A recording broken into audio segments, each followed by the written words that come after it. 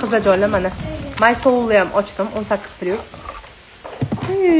Dishini qaranglar, chiroyliligini.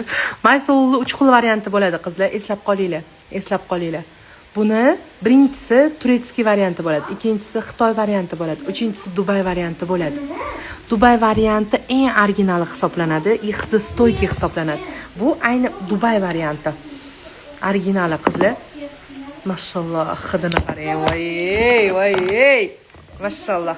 Kelasidan 10 mg olsanglar bo'ladi, qizlar. Bemalol probnik qilib beramiz.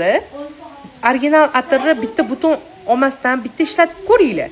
Sizlarga qanaqa tushadi, hidi qanaqa tushadi, yoqadimi, yo'qmi? Bitta olib, zakazinglarga qo'shtirib olinglar-da, ana undan keyin aytasizlar. Hidlari zo'r ekan, pallan ekan, pismadon ekan deb. Qizdajonlar qaranglar.